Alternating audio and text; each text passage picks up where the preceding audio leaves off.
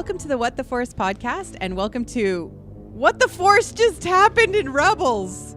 I'm Marie-Claire Gould, your host, and here with me today is... James, no longer on vacation in California and freezing parts off in Calgary. Yay!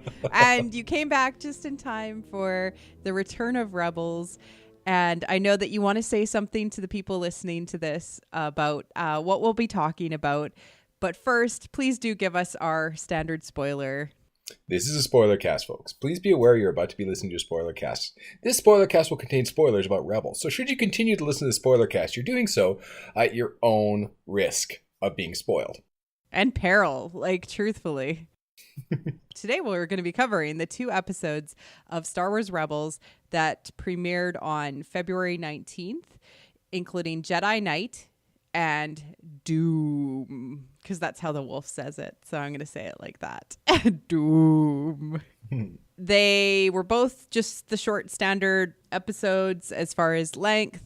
We knew this was going to be big, and you can tell when Lucas wants to protect some of the knowledge, because the stream, if it's an okay episode to display to the world, will come out in tandem or in front, like at the same time or before the episode actually airs. But XD made sure that the online episode did not air until after the episode aired on TV. And so we knew that was going to be, there's something serious going to happen. And we've been kind of talking about this in our Rebels recap that we did just last week. Both you and I kind of speculated on how important these episodes were going to be. And oh boy, were they. How did you feel about them, James? Well, I knew something big was going to happen before, but everybody who's at Celebration has listened to Filoni. We knew that something big was going to happen. Okay, here's the spoiler cast, folks. Everybody knows that come episode, whatever you want to call it, 3.5 Rogue One, the Jedi are no more. Mm-hmm. What happened to Ezra and Kanan? Well... Yeah. And Filoni went on to, I think he's been just on the nonstop talk circuit all week, in that he has gone on to explain that doesn't necessarily mean that they're dead. And he wouldn't necessarily do things just because people perceive that that's the reason. But that the death that we're about to talk about serves a story movement purpose, and that in his own journey, Kanan died for very good reasons, right? So, well, yeah. I mean, I'm going to start out with when you see him sitting there meditating, and he suddenly straightens up. Well, he sits there meditating, and he suddenly straightens up, and cuts off the ponytail. That is the most Jedi-like thing I think I've ever seen him do. You knew that it was time for him to man up and be the Jedi he is. There was something about, I didn't know what was going to happen when this episode started, but he sort of went for the meditation, and there was something about that, but he was, I don't know, it was obvious he was kind of at peace. Mm-hmm. He was kind of centered. He was ready for the battle. Now, there's one Jedi. He's not going up against the whole Empire. There's not a giant Sith Lord. So there's something coming. You know this right there. Yeah. You hear, as he's meditating, you hear Ezra and you hear the other rebels of the Ghost family. And they are saying things like Ezra said, I caught it the second time I watched through the episode. You didn't prepare me for this. And Ezra actually says that in Dume, that episode that follows. So I believe that he was either sensing the future or sensing what Yoda always cautioned all of the young Jedi about, sensing their own future. And it caused him to not know what to do, I think. Or maybe he did know what to do and he was just resigned that this was the ultimate path. I'm not sure, but it's interesting. I'm actually going to say that it was, I think he saw the future. Mm-hmm. And I think like a lot of Jedi is, Yoda said, you see one potential future. Mm-hmm. And I think during his meditation, this is my opinion, because you knew, and he sat back and he saw what needed to be done, and he looked at all of the options if he did or if he didn't. Mm-hmm. He focused on some things, and he decided, like, you know, they don't say it till the next episode, but he did what needed to be done to get, I don't want to say the mission, but to save Hera, to save them all. Because, I mean, if he didn't go in... And to move them on the path, right? Because they weren't moving. They weren't going to make it out. They were not skilled enough. There was something about that where we weren't sure what was going to happen. And I mean, I don't, like, if you look at that whole mission, they wouldn't have got Hera out of there. Mm-hmm. They were just too good. And if it hadn't been for him, she was going to be a prisoner. And his willingness to basically scale a whole building. So then from there, after he talks to Ezra, says, Ezra, the mission is yours, cuts his hair, prepares himself.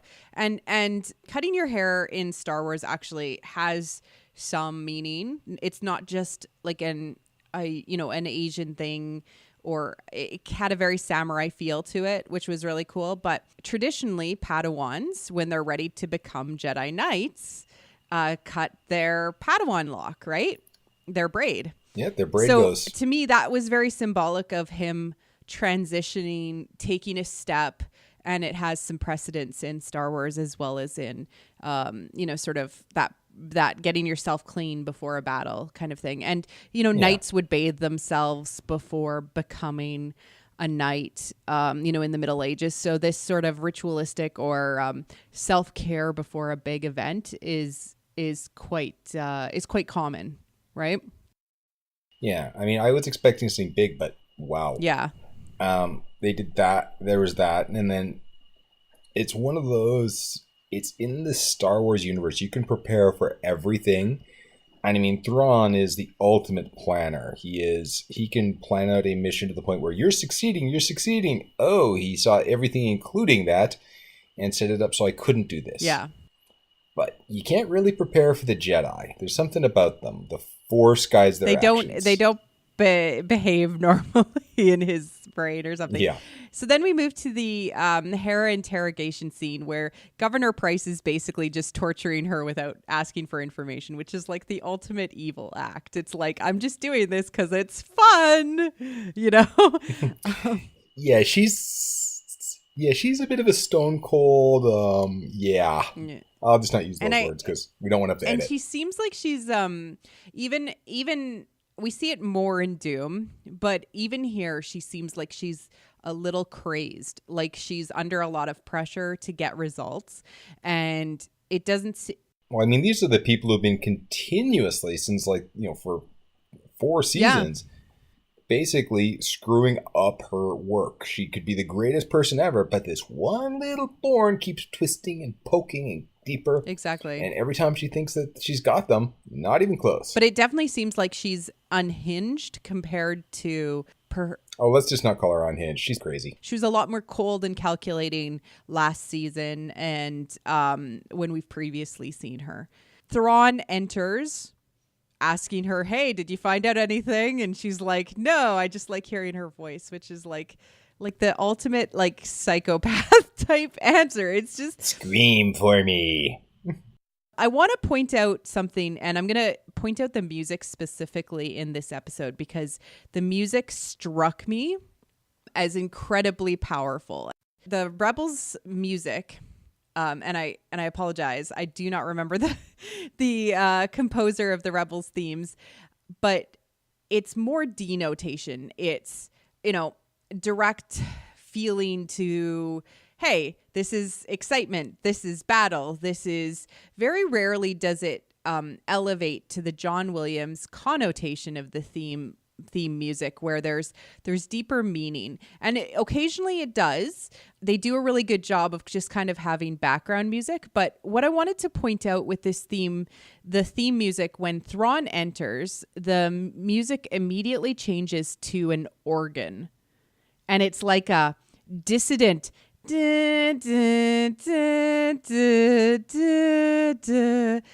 it reminded me of like the Phantom of the Opera or like a vampire walking towards her. It had that like monstrous almost disorienting background music that I could really hear with my headphones on. And he walks up to her and basically goads her with the Korakuri, with her family art object that represents her family, and points out that she used to have a baby brother that has been gone, which is like a deeply personal thing.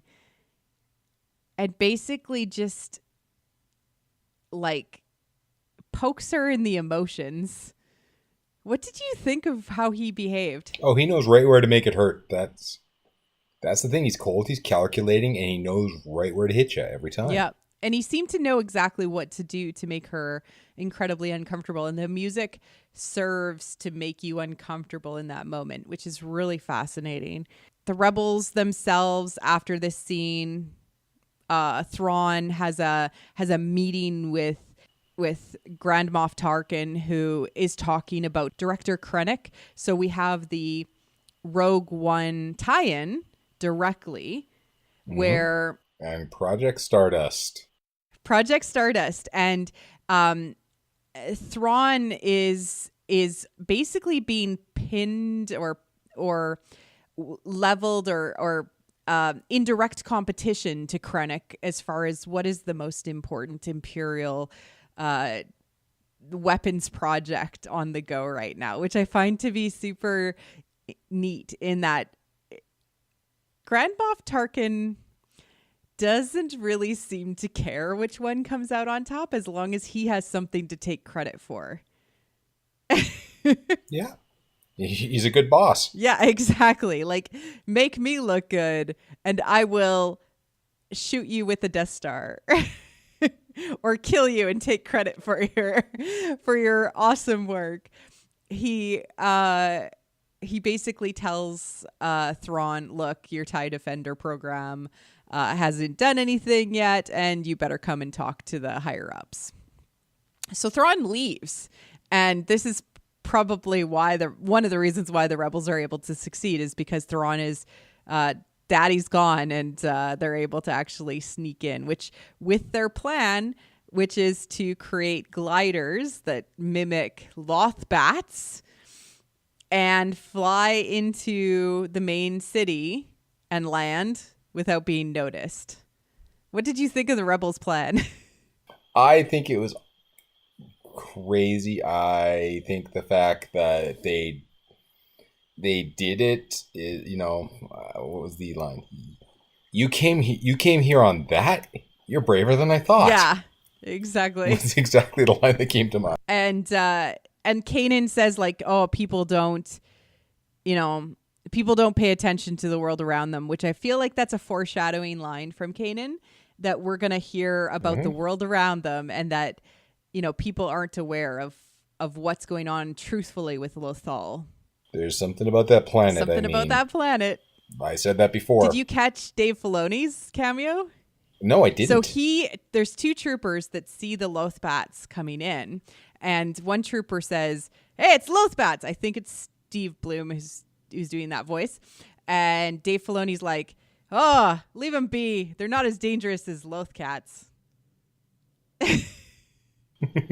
And he actually plays a trooper in the next episode as well as somebody else, because he's an AT-AT driver. Yeah, he is. You can kind of hear his voice, and Sam Witwer ends up joining the next episode for like everybody and their dog. I heard his voice all over the place. Kanan lands, Ezra lands, Sabine lands. Sabine and Ezra are running off to go and try to get a gunship, which, have we seen the gunships before? I don't think so. The ones I've seen early, I honestly, we've seen the ones that look like the toys I had in the 70s for the troop carriers. But these are new, hey? And they kind of harken back to Clone Wars. Yeah, like more like an imperialized version of them, which I thought they looked really cool. I wasn't sure if we'd seen them before. And so they ran off to go and do that while Kanan used magnet climbing hand things to climb the building and rescue Hera. Magnet suction cup thingamahooies. Yeah, before he leaves, he says goodbye twice. And this is so other than the entry scene where he hands the mission over to Ezra, this will be the third time that he says goodbye. So he says to Ezra, "You're a good listener. It served you here and it will serve you in the future." Punch to the gut. And then before he jumps down to climb the building, "May the force be with you." My heart. Oh, it hit me like my chest was aching, and it slowly built over time for this whole episode. It was so heartbreaking just to see it and to see the narrative play out. Well, I mean, it's a case of watching that episode. He starts up and he says that to Ezra. My thought was he's not making it out. Yeah. Something's going to happen. Then when he does that, he's not going to make it out. And we're going to get to the next scene, and I'll tell you what I thought then too. Yeah, we'll talk about there's so many goodbyes in this episode. It's crazy. And they're subtle, right? So Governor Price uses the interrogation probe on Hera, and Hera almost becomes drunk. She gets injected and then sees Kanan through the window and is like, "Kanan's here." And Governor Price says, "Well, maybe I've been too hard on you, my dear." And she leaves, leaving stormtroopers to guard Hera. And she's like, "You guys are in so much trouble." Drunk Hera was so good. She was so good. What did you think of that? I blinked and missed it because this episode a couple of times where I had to go back, but yeah, that was kind of cool. I mean, it was this episode had a whole lot of everything. Yeah, it was like these beats that kept on coming, and it was it was almost like they had these emotional like I could see it coming, but it kept on moving. The movement, like the pace of the episode kept on moving. So I didn't get a chance to really process how I felt like they were behaving because they kept on having to run, always on the move, and it very much represented how the rebels have been. Since we've seen them since the beginning. They're always on the move. It's always the next problem. They never took the moment to tell each other how they felt. Getting to that scene in a second. Yeah, now we get to the next scene. Well, I got to say this. It was quite funny when she's out there looking at the stormtroopers, and suddenly there's a lightsaber underneath his feet and gravity. And did you notice the music that played at that exact moment? You paid a lot more attention to that than I did, I think. What'd I miss? It is the main Star Wars theme. I think I hear that so much, I'm pretty much immune to it. I know, but this is the first time, other than maybe a couple of note motifs here and there, that we had heard the full Star Wars theme in Rebels. Kanan is a Jedi. It blew me. It blew me away. I was shocked because it's the full thing. That scene just strikes like I am a hero. I'm here to save the day. Like it's as powerful. He's here to save the damsel. Yeah, it's as powerful as when Luke is swinging over in A New Hope over the bridge. You hear that theme in the exact same way, saving the damsel in that moment. Oh yeah. He gets her out of the situation. They have this witty.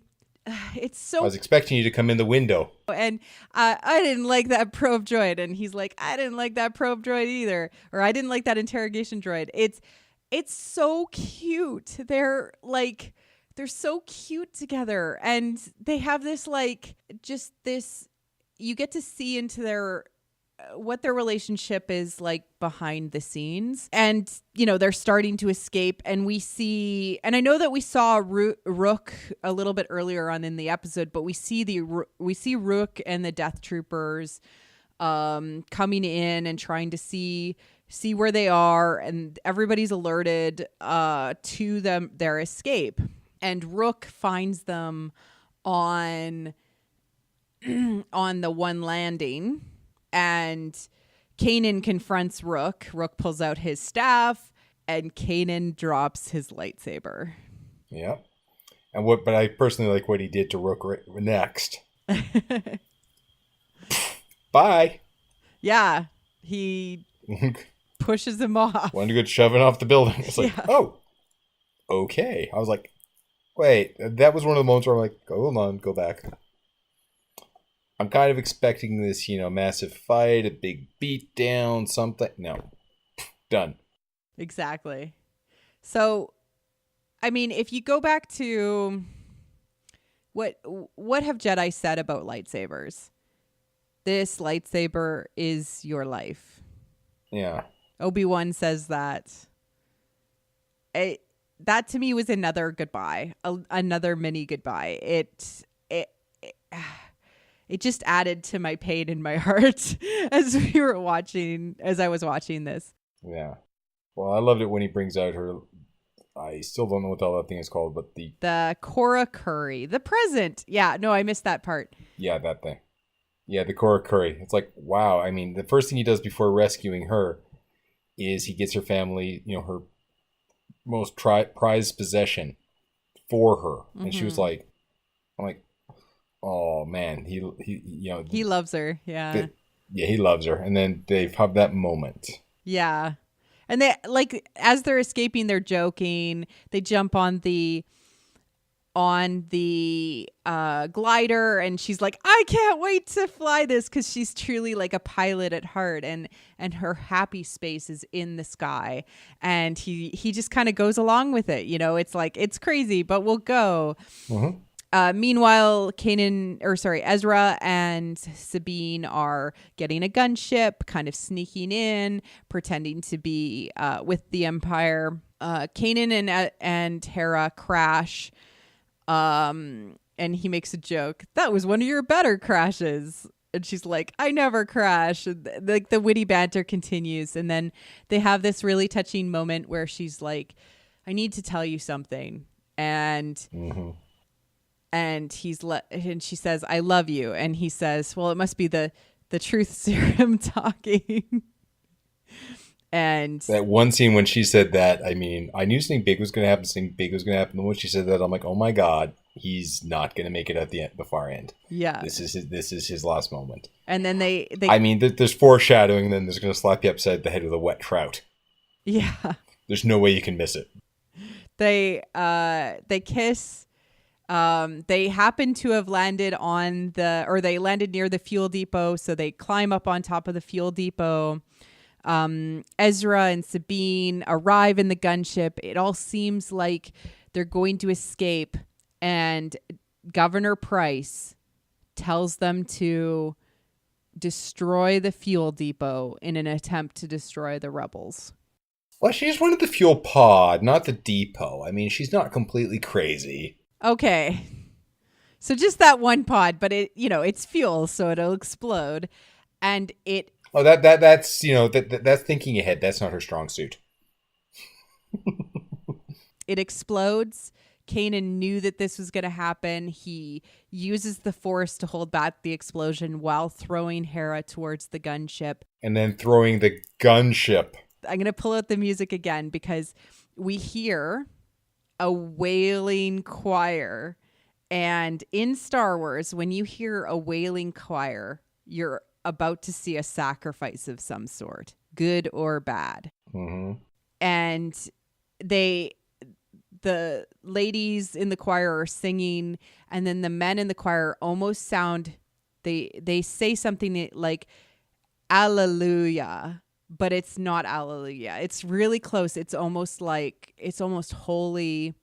It's really important what he's doing, this sacrifice that he's making.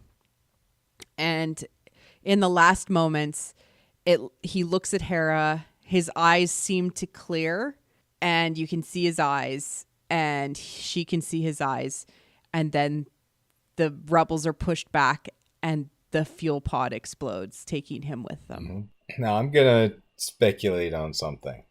Okay. I mean, who else didn't die in a fire?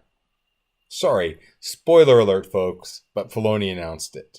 Ahsoka lives. Yeah.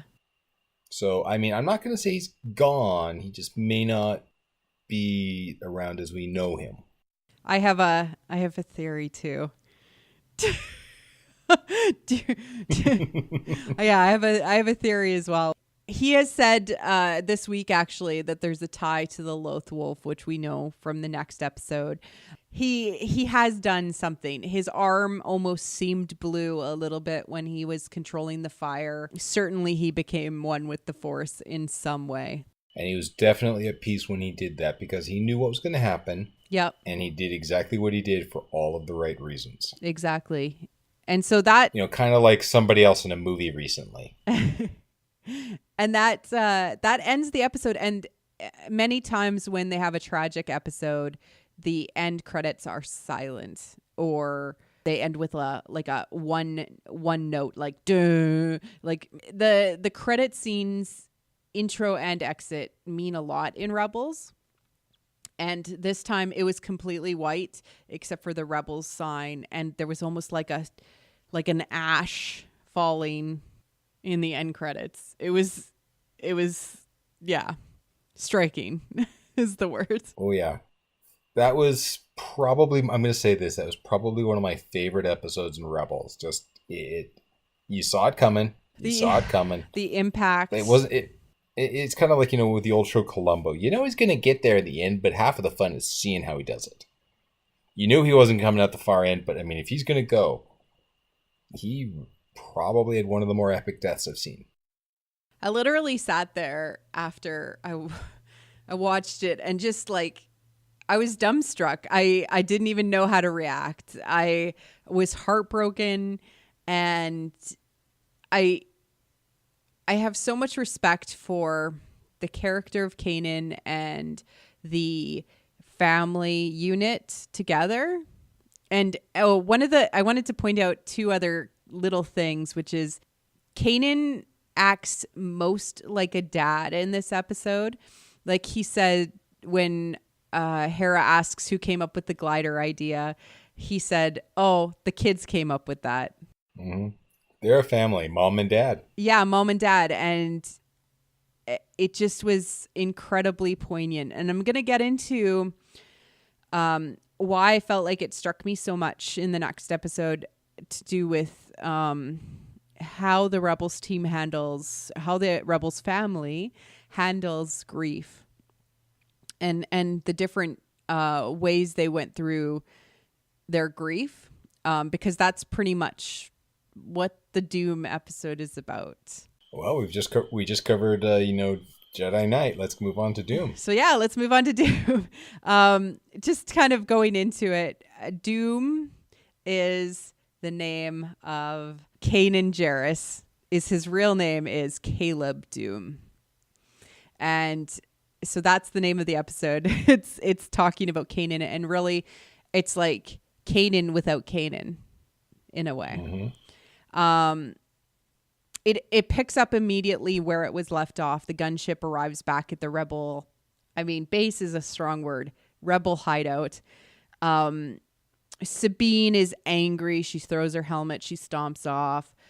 Zeb's like, "Hey guys." And you made it. You made it. And Ezra has to tell him, and he just hugs Ezra. And like going from the first season to that hug is such a journey. And Hera is catatonic in a way, and Chopper just, squeaks up with his little wheels, uses his little metal arm, and holds her hand. Say what you will about the little droid, but anybody's ever had a nice little dog, that's kind of the perfect thing, where it sort of comes up and it drops its head in your lap because, mm-hmm. You need it and it's there for you. And that's Chopper's your best friend. He's known Hera for, I'm going to say probably closing in on 20 years, maybe. Yeah. Yeah, no, and she saved his life, and they're friends. It's this a weird friendship. Yeah. No, that was, well, let's keep going with the episode because there's a lot to cover on this one. There's a whole lot of little. Yeah, exactly.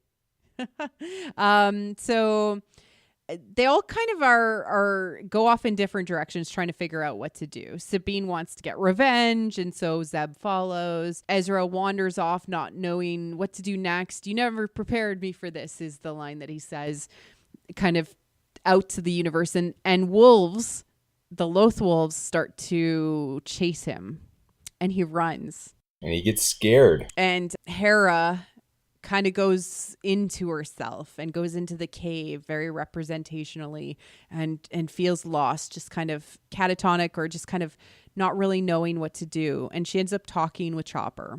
Ezra then gets lost because the wolves like chase him and he doesn't what's going on. And he ends up getting... Oh, we've already knows that the wolves, when the wolves want you to go somewhere, you don't have a choice. They can take you anywhere on the planet.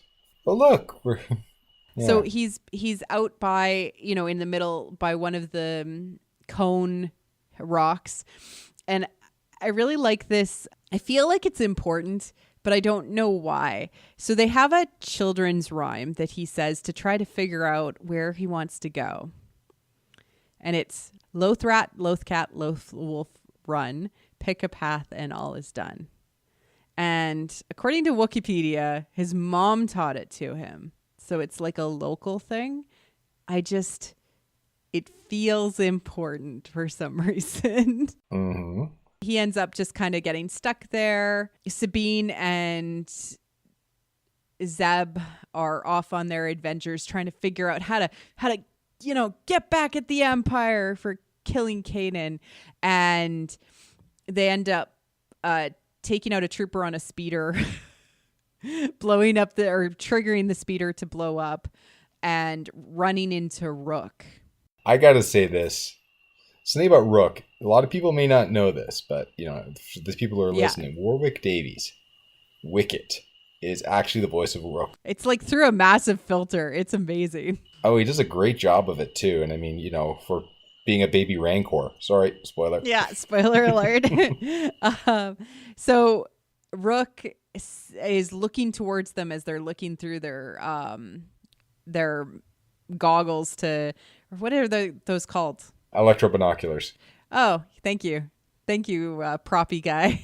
Electro binoculars, and like this scene, I felt like a betrayal to like how I was feeling just after I watched the last episode, because the baby Rancor line and it looked right at me, it's got creepy eyes that Zeb says made me crack. And I was like, I'm hurting and you're making me laugh. What are you doing to me?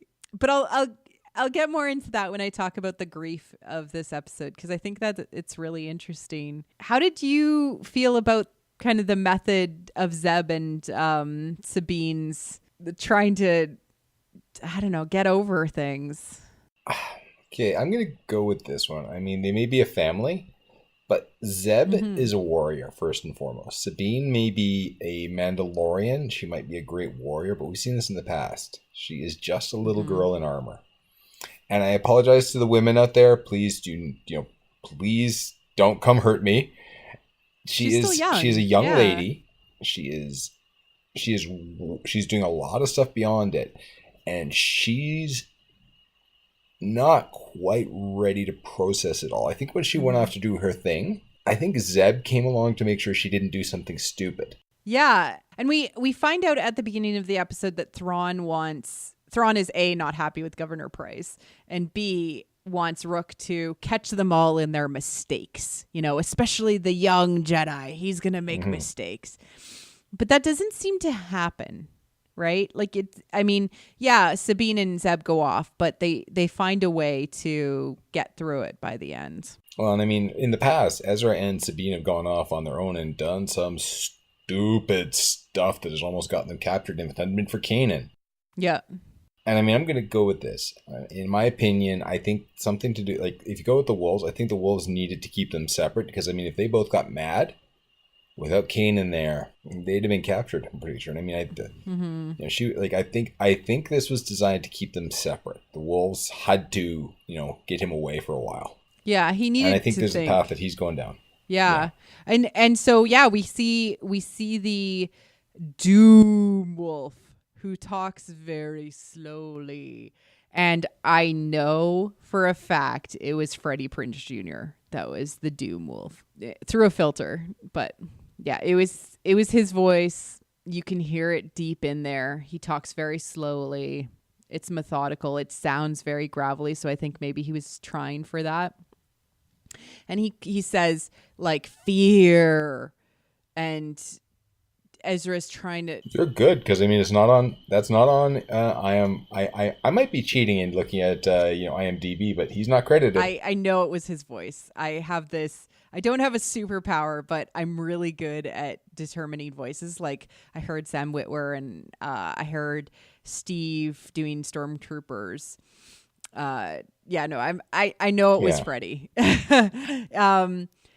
He's like fear to Ezra, like as a question, but it's a statement. You feared something. What do you think he was fearing? Being alone? Mm-hmm. Not having guidance?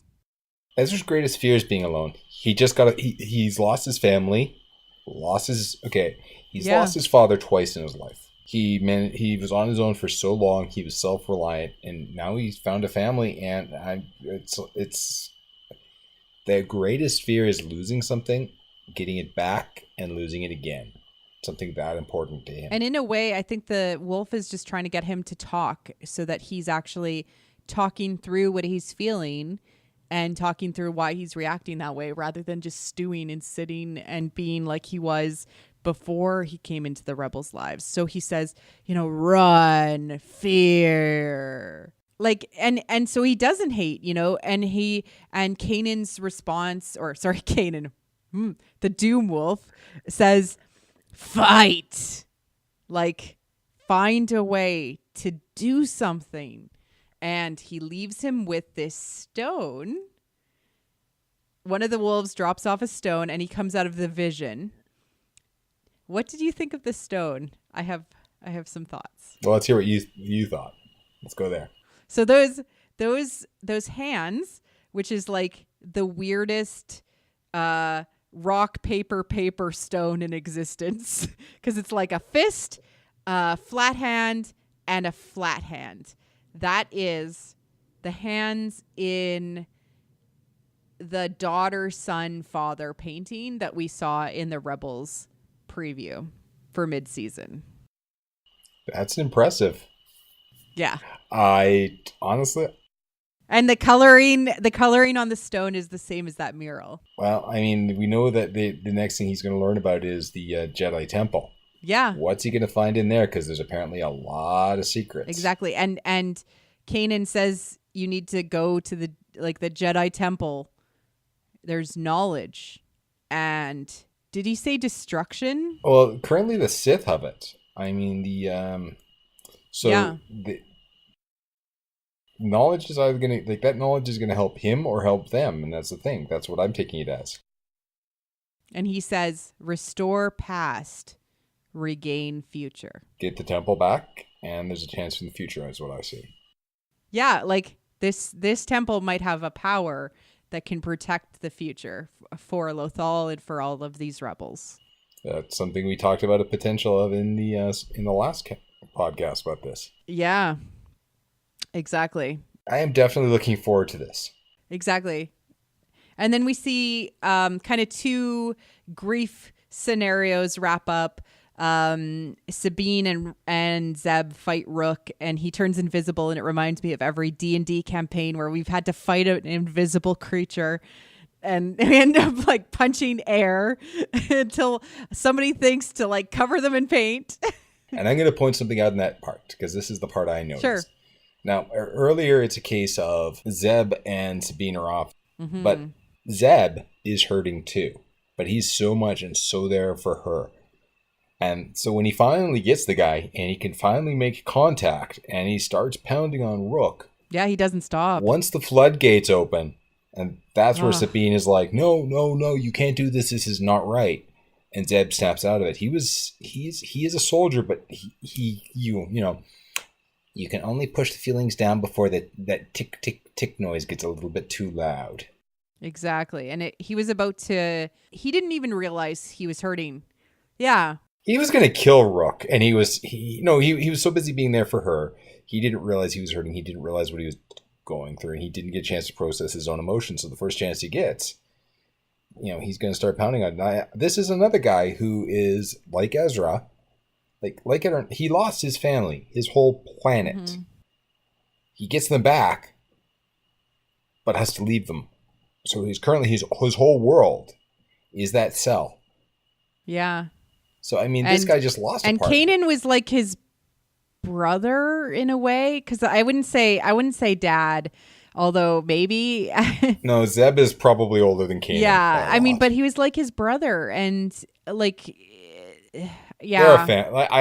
They were a family. They were a space family. I mean, it's one of those things. It's like in the Legion, we call each other brothers and sisters. It's it's kind of hard to explain it. I mean, I got a brother who's like 19, and I have another one who's I don't even know how old he is. He's probably 70. He's one of the oldest guys in the Legion. These are family, and you don't think about it. They're just relations, and that's what they are. They're best friends. They're family. They will have each other's back, and they fight it so much. And Zeb is hurting, and he just didn't know it because he was too busy trying to make sure the kid didn't do something stupid. Exactly. And I want to the last thing I want to kind of cover is, although it was a smaller story, Hera speaking with Chopper about what she was experiencing. She felt regret for pushing Kanan into the rebellion. She felt regret about not telling him how she felt sooner, which you and I had talked about. We were like, they got to be like together, right? in our Rebels recap, it's like, well, they are a couple, but I guess not. They were never. Well, no, they were a couple. They just, I mean, they never dropped the L-bomb. Yeah, who knows, right? But they never actually told each other the meaning, and that was like the Jedi Night episode was like a mini tableau almost of the Rebels show. Mm-hmm. It ended in a tragedy.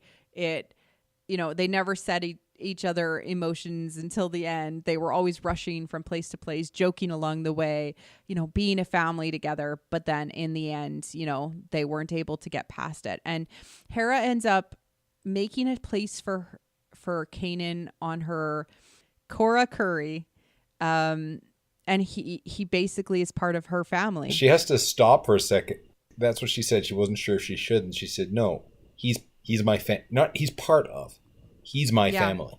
He is my family, yeah. And I'm going to point out, like, one other thing they noticed before beating on the baby Rancor. I love that. That just made me burst out laughing. That's been my favorite line for a couple of days now. But they noticed something. They noticed the factories were no longer billowing smoke, which is why the parade was out there. It's a case of we need to make sure they don't realize they hurt us badly.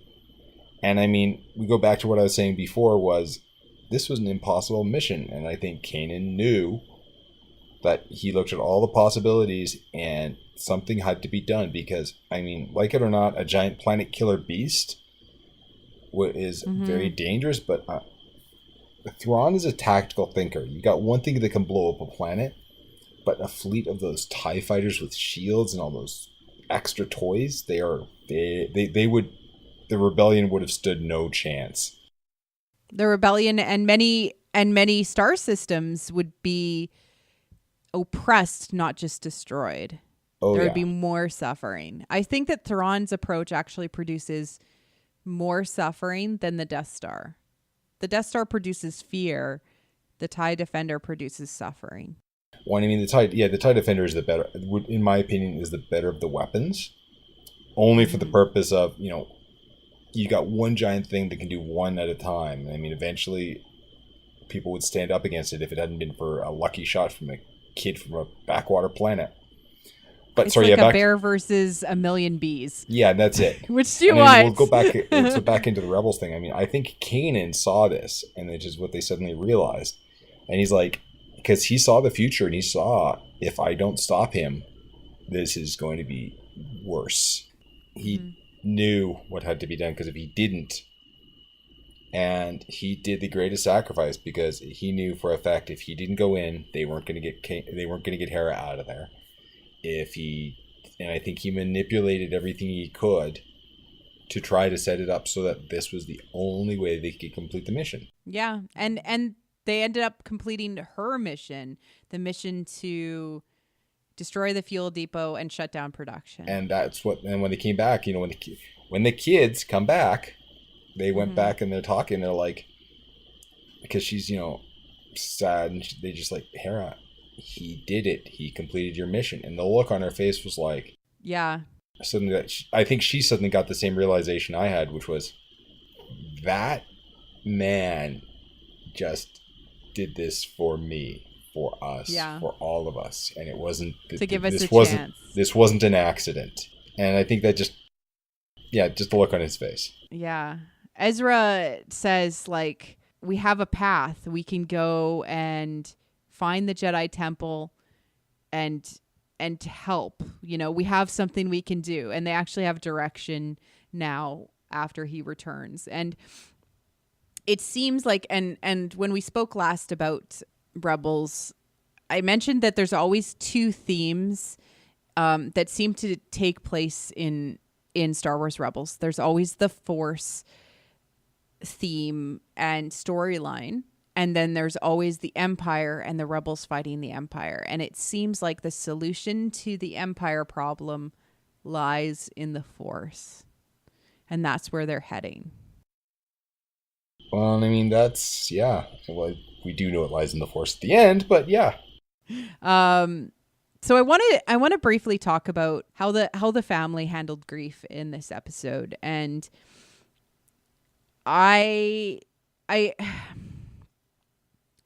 this hit me right in the heart because a few years ago I lost my own father, and although he died unfortunately after a long battle with cancer, he was still a youngish age. He wasn't an old man. He wasn't even retired. And the Ghost family lost their father, and every person's display of grief felt real. Everybody reacts to grief differently. And the gift that Star Wars Rebels has given us this episode is, how do you get through the grief if you react to grief in a different way? I was Ezra when I lost my father, but my brother was Sabine and Zeb. He wanted to go and punch people. He wanted to go and, make somebody else hurt. My mom was catatonic. Like I had to be constantly pulling her attention to make decisions, or helping her along, or reminding her of places to be. And well, can I give you this one? If you actually look at this, there's the 5 stages of grief. Denial. Mm-hmm. That was what happened when they landed. They just were like, I can't believe this just happened. Anger. That was Sabine and Zeb. Mm-hmm. Bargaining was, Ezra. Yeah. He was trying to figure out what can I do? How do I do? What do I do next? Depression. That one's obvious. And then in the end, acceptance. Everybody coming back together and having a path. Yeah. Oh, but it was, if narrative is there to show young people, especially with this show, or even old people like us, it gets better. You can get through it. You can heal from this pain. You can find purpose again. Even though feels like everything's broken now, there is a path forward. Rebels just did that. They showed young people who have lost family members and loved ones how to move forward. Do you want to? Sorry, I'm gonna. Do you want a second?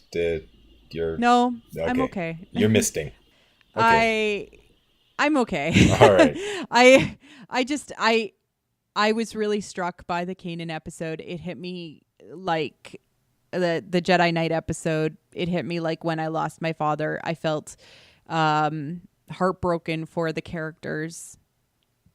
Not so much for myself, because I can always go back and think about Kanan, but and watch the episodes again. But for the characters, I felt for them, and that is what makes a show great. I mean, it's the same thing about Clone Wars. It's the best. They time this perfectly, and it makes me very sad that they do this, and I get why they do it. The best seasons are always the last ones. Because they find the stride. You get really tied into the characters. You get to the point where you kind of know the characters. Yeah. And then there's the little bow and we're done. I just, I hope that we get to see, I hope, you know what? I actually hope that not all the strings are tied up in Rebels now. I want to see. Well, we know they're not. We see Chopper and we see Hera. They're going to make it. No, but I mean, like, we know a little bit more about where they're going to go, but I want some mystery to be out there in the Star Wars universe, some threads to pull, so that future storytellers, Dave and the animation crew who do Star Wars Rebels, all of the animation group, and potentially the live action group, because it could be that we get a live action show sooner than later, have more stories to pull on that interconnect the Rebels crew and these stories to the larger universe. Yeah. I hope that there's going to be, like, I like the idea of knowing where they are, but I don't necessarily need to know, like, the bow can be Ezra's gone off, like we said, maybe they find some way to save the whole planet, and it's now off in some place next to Zeb's new world, maybe. And you know what? We know they're safe. Or Ezra has gone off and is sworn off the Force, or something. That's the bow. That's the tied off I want. They're off. I don't want them gone. They can still do their own thing. But yeah, I mean, these are characters that, like I said, when I first started to watch it, I went in going, like when I first started to watch the show, I thought the animation was awful. I'm just sitting there going, please don't suck, please don't suck, please don't suck. From after the first episode, I was like, this didn't suck. Maybe it'll be good. Now I'm going, please don't end, please don't end, please don't end. I know, and I more and more I'm looking forward to whatever's coming next. Yeah. Any final thoughts before we wrap up for the day? I can't wait to see what's going to happen. I want to see what's in the temple. I want to see these things. I want to see more from the Dume wolf with, that little Kanan marking on his forehead. I mean, there's something about that planet. It is very strong in the Force. Yeah, there's something about that planet. And with that, I would like to say thank you for listening to What the Force. James, where can they find you? Well, Facebook, you can look me up under Skull's Armory, or, at Skullflare is my Twitter, which pretty much just echoes my Facebook account. Or pop out to badlands.ca and create an account if you're interested in joining the 501st, and just look me up. I'm Skullflare. As of right now, we just finished the elections in the Legion, so I'm currently the executive officer of the Badlands Garrison. So that means I'm the second in charge, which means I have no power, but yelled at a lot by people. No, seriously, if you guys are interested, come on out and meet us. Congratulations. Well, I didn't do anything. The guy who got elected just said, "You want a job?" And I said, "Sure." You said yes. That's all it takes. This has been the What the Force podcast with our What the Force Happened in Rebels discussion. We hope you enjoyed our talk. Thank you for listening. And if you enjoyed what you heard, please leave a review on iTunes or seek us out on Twitter at WT Force Show to start a conversation. Cheers.